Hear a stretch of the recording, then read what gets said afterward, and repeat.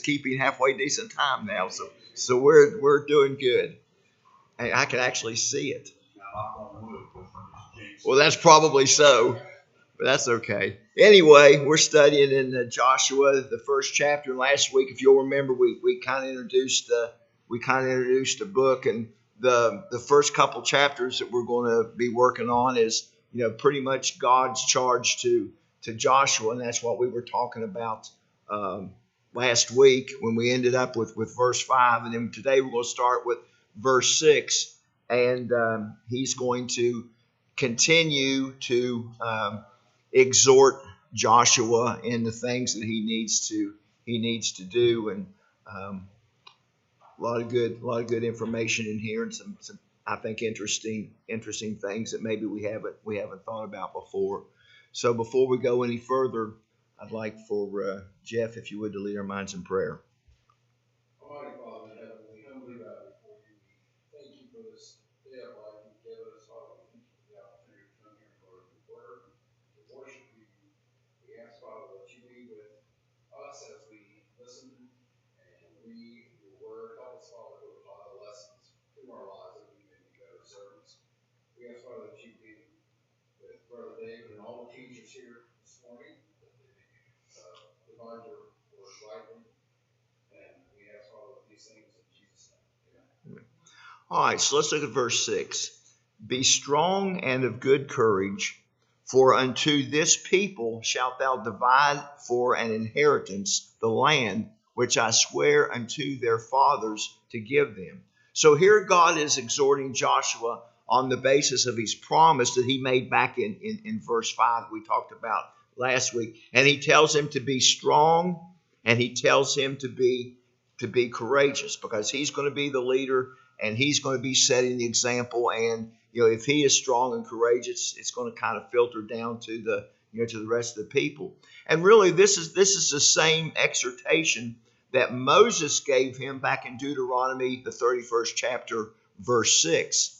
Now, the first of these words in Hebrew implies strength in the hands for grasping and holding firmly. And the second part implies strength in the knees and standing solidly. So, we see here that ownership of the land is going to depend on God's faithfulness, but the occupation of the land is going to depend on Israel's faithfulness. And this was also discussed in Deuteronomy chapter 30, verse 20, and it says that thou mayest love the Lord thy God, and that thou mayest obey his voice, and thou mayest cleave unto him, for he is thy life and the length of thy days, that thou mayest dwell in the land which the Lord sware unto thy fathers, to Abraham, to Isaac, to Jacob, to give them. So the writer here stresses two major points. And the first one is that it's God's faithfulness in giving the Israelites the promised land. And the second thing that it implies is that it's God's hatred of sin. And if you think about it and you look at this in a historical perspective, what God that got the children of Israel in trouble every time was when they deviated from the things of God, and they went out and striking on their own way against God, which obviously was sin. Now, the word inherit in the original text means possession, and it's used to describe the future possession of the land. And this has kind of became a term of significance that we even use up into this day. And it subsequently, the term means enjoying the spiritual blessings of salvation. And it's the same word, or root word, that Peter used in 1 Peter 1 and 4. So, the Lord here is encouraging Joshua to get off on the right foot, to not to waver, and to go forward with the things that God had told him to do. And like we kind of talked about last week, there was some indication in the scriptures that Joshua was a little apprehensive about taking on the position that Moses had. And Moses was kind of trying to get him bucked up a little bit. And of course, here the Lord is is telling him, what he needs to do. Comments about that verse. All right, let's go on to verse 7. Only be thou strong and very courageous, that thou mayest observe to do according to all the law which Moses my servant commanded thee. Turn not from it to the right hand or to the left, that they mayest prosper wheresoever thou goest. So here Joshua is going to be responsible to be unwavering to the law of Moses. And this was going to be the key to his success. As long as he followed the things that God had given him to do, he was going to be successful. And knowing what this law is the first step. So he has to know what the law is, and then more importantly, he has to practice it for him to be effective. This was also discussed in Deuteronomy, the 5th chapter, verses 32 and 33, and it says, "Ye shall observe to do therefore, as the Lord your God commandeth you. Ye shall not turn aside to the right hand or to the left. Ye shall walk in all the ways which the Lord your God hath commanded you, that ye may live, and that ye may be well, it may be well with you, and that ye may prolong your days in the land which ye possess." So the key here is for Joshua to follow the law. And this is also an important lesson, for us, that if we need to stay within the boundaries of what the gospel tells us to do, and if we do that, we're going to be successful in the things that we do, and end up with the eternal home in heaven. So it's in this the fortitude and the strength that Joshua is going to get. He's going to get it from the Word and following the Word. And that's going to lead to his success as the leader of the children of Israel. Comments about that verse? The conditional nature of your hearing here. As long as you're faithful, we heard it all through Deuteronomy. One that I pulled up here was Deuteronomy 8:1. Moses was told, "Be careful to follow every command I'm giving you today, so that you may live and increase, may enter and possess the land the Lord promised on oath to your ancestors." So you can. Well, and when we were studying about the building of the temple, they needed to follow every detail. And usually it's not the big things that get you in trouble, it's the small details. And that's where you really have to understand, what the law says, so that you don't mess up on some small detail, which could end up being a big problem. Other comments about that verse? All right, let's move on to verse 8. "This book of the law shall not depart out of thy mouth, but thou shalt meditate therein day and night, and thou mayest observe to do according to all that is written therein. For then thou shalt make thy way prosperous, and then thou shalt have good success." So Moses had left the children of Israel a written document. The law of Moses at this time had been written down, and this was the authoritative law that God had brought down from Sinai. This was the Mosaic law.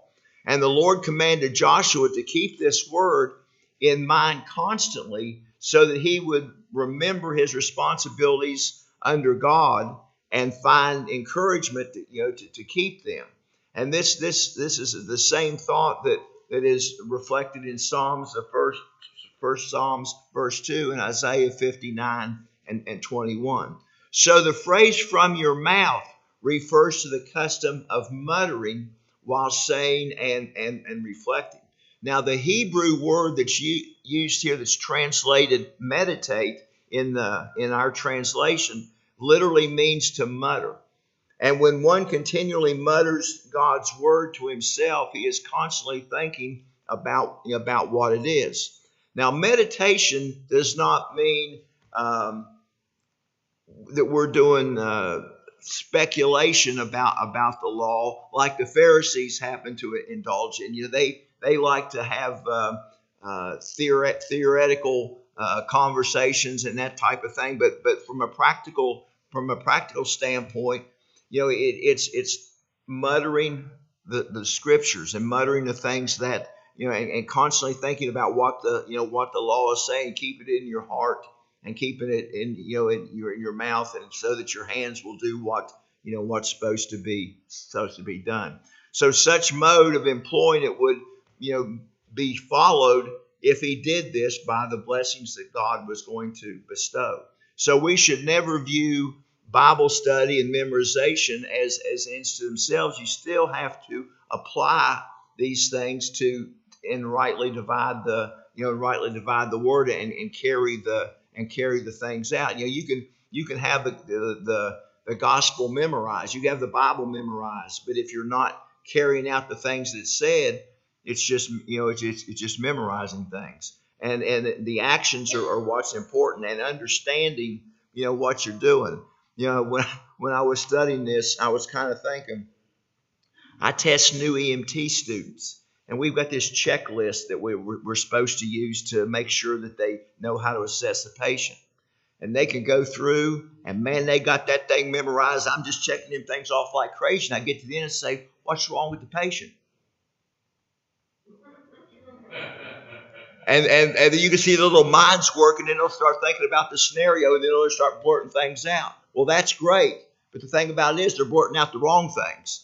Okay, and it's kind of the same deal. Just memorizing the gospel and memorizing the scriptures and not properly applying them, can end up in a disastrous situation. So we cannot obey it unless we understand it and we are consciously aware of it when we make decisions, day by day. What would Jesus do in this situation? What does the gospel say that we should do in a particular situation? So the higher that any man is raised in office, the more the need he has to be acquainted with the scriptures, and the better he will be qualified by studying them and being able to discharge his duties. You can't be a leader in the church unless you understand the scriptures. And you have to study them constantly to make sure that you're making the right decisions. And when situations come up, you have to go through and you have to say, what does the Bible say about this? And what guidance does the Bible give to make that particular decision? Comments about that verse? Yes? I just think that is one of our weaknesses in the church is not reading the Bible. A lot of people don't study it daily, and that's what we need. Repetition. Once you read it every day, you will absorb it and then live it. That's right. Good point there. One thing that if you did this today, that people would look at you crazy back then, and you get the inference here from the verses. Read it aloud, even in your personal study. They read the law aloud themselves, as well as other people. Well, and that's a good study habit. Reading it aloud. I know I'm not the greatest reader in the world. Sometimes I have to read it out aloud, or I'm not going to understand what it means. That's something that a wise teacher told me to do a long time ago. Other comments about that verse? Okay, let's look at verse 9. Have not I commanded thee? Be strong and of good courage. Be not afraid, neither be thou dismayed. For the Lord thy God is with thee whithersoever thou goest. So this was not just good advice Joshua was receiving from his commander. And trembling and fear would betray the lack of confidence in God. The leader has got to have courage, and he's got to persevere on stuff. One of the classes that I teach sometimes to young fire officers, I use a video of Caudill and Powell, and he was talking about how that the leader has to be trusted. And one of the things he said was, as the leader, you can't look cold. If it's cold, you can't look cold, because if you look cold, everybody else is going to be cold. And if you're hungry, you can't look hungry or complain about it, because everybody will be that way. Followers imitate the things that leaders do. And if the leader is a good leader and knows how to leverage the things that he knows, he is going to build trust with these people, and it's going to be easier for them to follow. And it's going to be easier when he gives them a command to do something. They're going to follow it because they trust the leader, because they know his courage and dedication. Comments about that verse? Now, we kind of see here that between verses 5 and verses 9, if you kind of dissect this, and I got this out of one of the commentaries. I didn't figure this out myself. I would have never figured this out myself. But if you look at verse 5, it says that the theme there is that God is going to be with Joshua. In verse 6 and 7, he talks about being strong and courageous.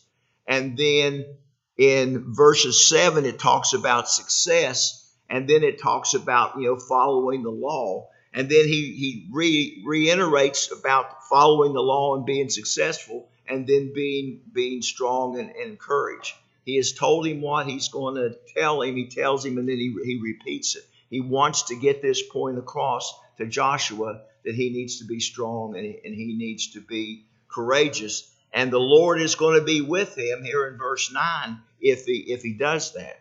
So the structure emphasizes the central theme in here is following the law of God is going to be the key to Israel's success. And Joshua's effectiveness as a leader and God's presence with him is going to lead to that success. And with the challenge that Joshua could advance, confidently when he goes into Canaan. This is not going to be a cakewalk. They're going to possess the land, but they're going to have to do something. God is giving it to them, but they have to do something also. And Joshua's leadership skills are going to be tested as they move into the promised land, because those people are just not going to give it up without a fight. And we've talked about that before. So this passage pretty much contains the principles necessary for spiritual success in every age. And it goes all the way back to that God had a plan, and it's a matter of following God's plan. So we must know what God requires. We must maintain perpetual awareness of it, and then we need to be consistently and completely obedient to it in our daily experience to gain the victory over our spiritual adversaries. Comments about that section? Okay. Verses 10 through 18 is basically Joshua's charge to Israel. So let's look at verses 10 and 11 together here. Then Joshua commanded the officers of the people, saying, pass through the host and command the people, saying, prepare you victuals, for within 3 days we shall pass over this Jordan to go to possess the land which the Lord your God giveth you to possess. Now, the term here in the original text for officers is Shurtrim, Shotterim, and it's sometimes confused with another term which has an extra er in there. And basically, the one with the extra e in there is judges who were among the people and whose business it was to determine all in civil cases. Now, these were subordinate officers whose business were to carry out the decisions that the judges had put into effect. They were basically like officers of the court. That's not what's being discussed here. And it's kind of interesting to see the scholars' different takes on this. And of course, I like to read a lot of what Adam Clark has to say. His conjecture is that these were some type of heralds of the army, and he referenced Homer, some of the ancient writings of Homer, and these were messengers supposedly in Homer's day of the gods and of men also, and they had sepulchres, and they were people of high esteem. Gill pretty much agrees. John Gill pretty much agrees that these are some type of officer, and they're not officers of the court. And I agree more with him based on the situation, that these were captains of the army, and these were messengers of the army, that during battle and during preparation for battle, they would take the information that was given to them, and they would proclaim it throughout the camps, and they would bring down the orders that Joshua had issued. So, but regardless of which one it is, Joshua was starting to establish here, in military terms, a chain of command. And when we start talking about the size of the army that he was going to command, there has to be a chain of command, because one person could not control this many people. One of the things that when you study chain of command, you talk about span of control. How many people that one person can manage. Normally, a span of control is 5 to 7 people. And we see here that he is starting to establish a span of control, and he's starting to establish a chain of command. Now, he also here expects to be able to cross the Jordan within 3 days.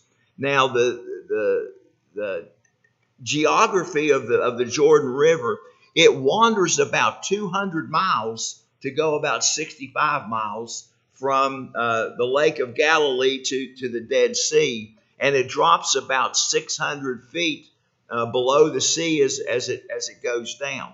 So, the whole camp of Israel, which consisted of about 600,000 people, was going to have to go across the Jordan in 3 days. And so he commands the people that, and this includes the women, the children, everybody. These orders that he was giving was not just for the military of the children of Israel, but for every person, from the oldest right down to the youngest. They were going to have to follow the things that he said.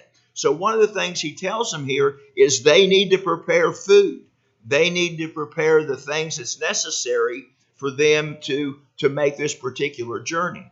Now, it's my understanding that at this time, the manna was still coming down from heaven every morning to feed the children of Israel, and it was there for them.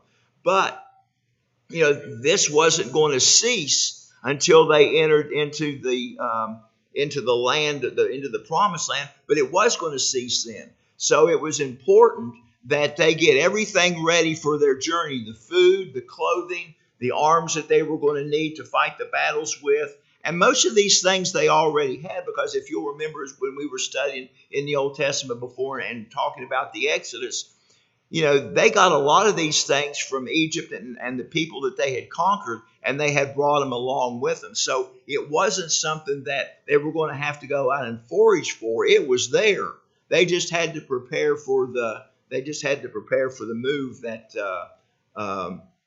was going to happen. And it's interesting to note that in Josephus's writing, he seems to agree with all the things, obviously, that the Bible says, and make some comments about the preparation that they were going to need.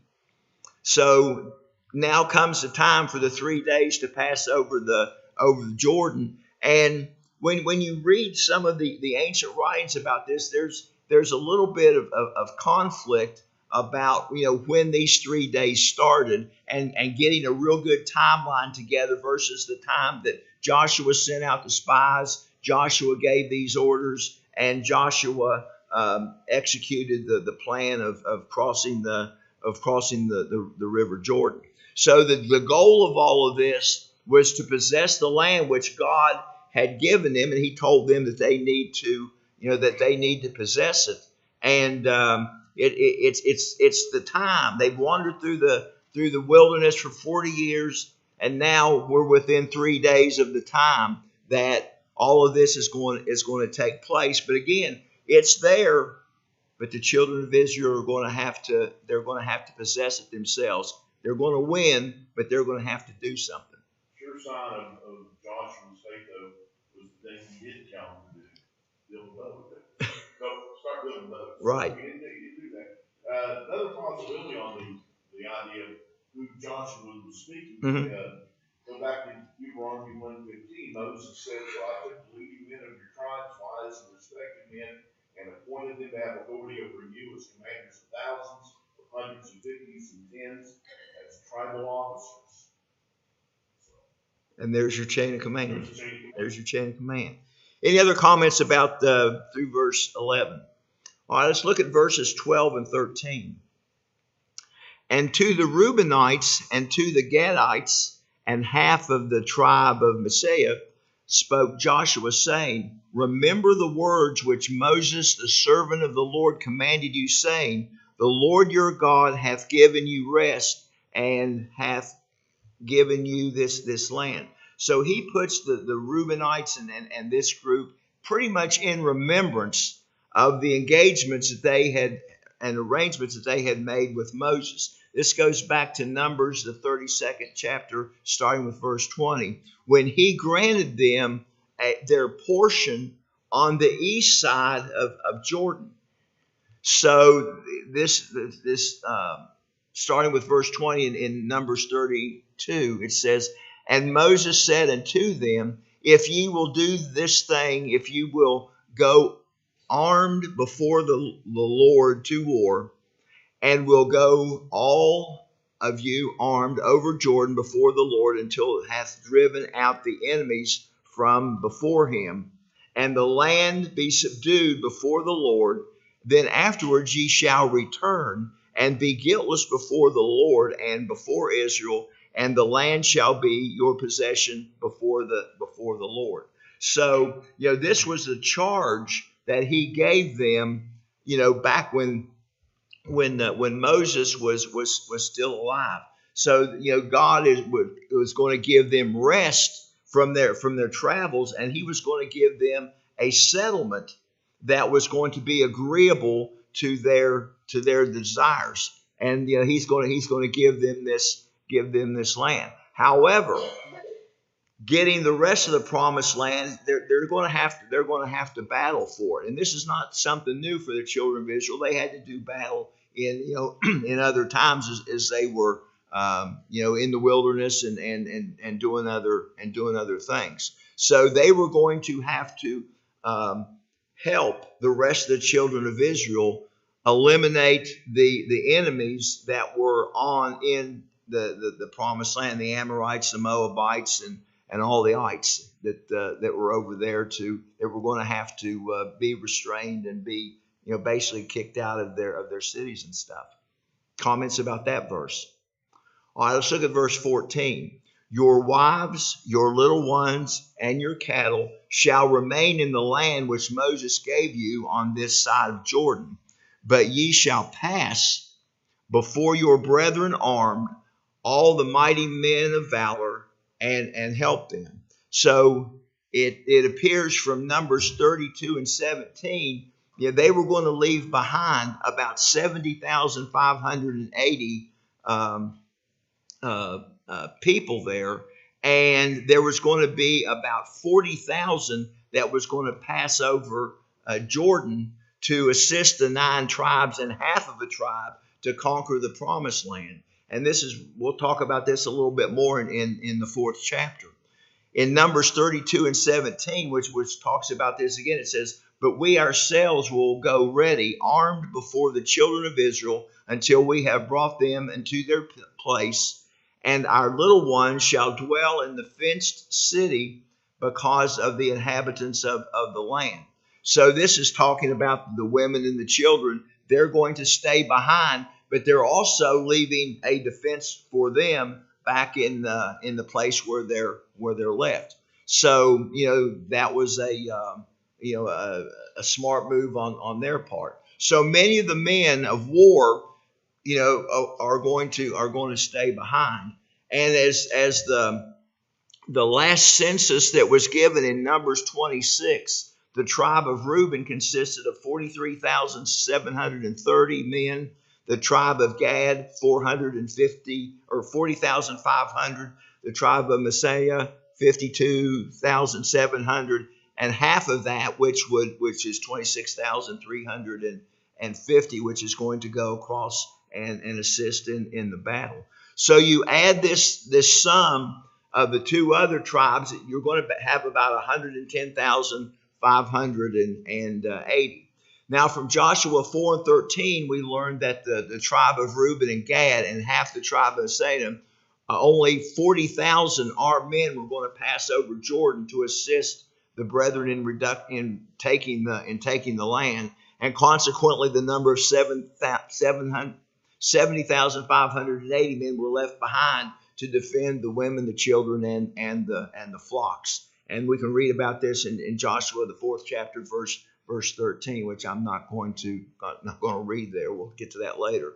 So this was more than a sufficient number to defend against the people already that were there, and that was a good number. And in modern times, what we're talking about here is about 2 divisions and a couple brigades, or depending on how you divide up the army, as many as 4 divisions. So, I mean, he's putting together a pretty substantial force here to go over Jordan and assist the rest of the tribes in, taking care of business over there.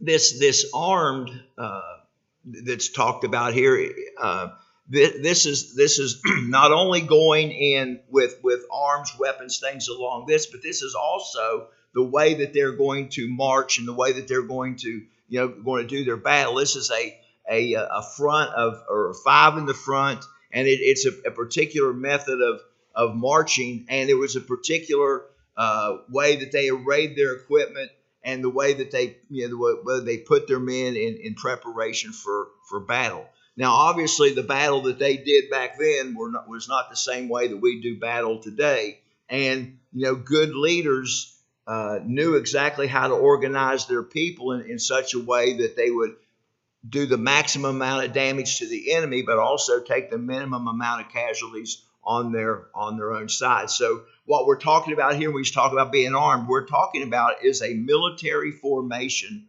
for battle. Now, Joshua did not take all of them, only a select company of the strong and the valiant.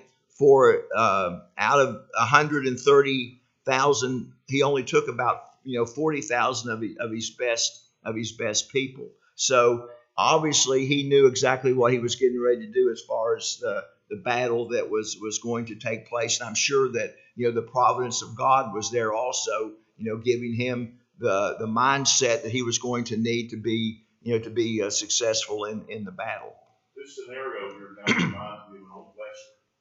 And when they were taking the wagon train across the wilderness, a lot of times people would say, well, you know what, I kind of like it here.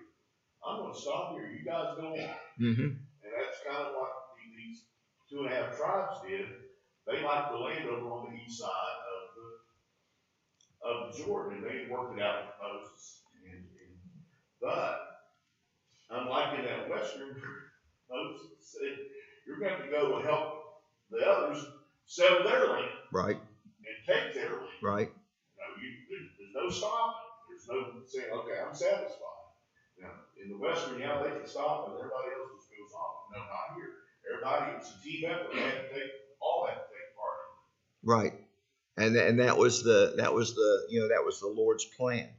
All right, let's look at verse 15 here real quick. It says, until the Lord have given your brethren rest, as he hath given you, and they also have possessed the land which the Lord your God giveth them, then ye shall return unto the land of your possession and enjoy it, which Moses, the Lord's servant, gave you on this side of Jordan toward the sunrise. So the tribes were staying on the east side, are being sent, like Bill said, to help the tribes on the west side of Jordan. And when the job is done, then they're going to return to their land. They're going to have rest there on the east side, and go back to their families and all of that. And when the job is done, of course, they're going to return home victorious. And it says here, of course, toward the rising sun. Of course, this is an indication that they were going to go back to back to the east, because last time I checked, the sun rises in the east and sets in the west. And it's like the Statler brothers said, that ain't going to change. So I think we'll stop here. I've only got about a minute or so left, so we'll pick up next week with verse 16. Appreciate everybody's attention and comments today.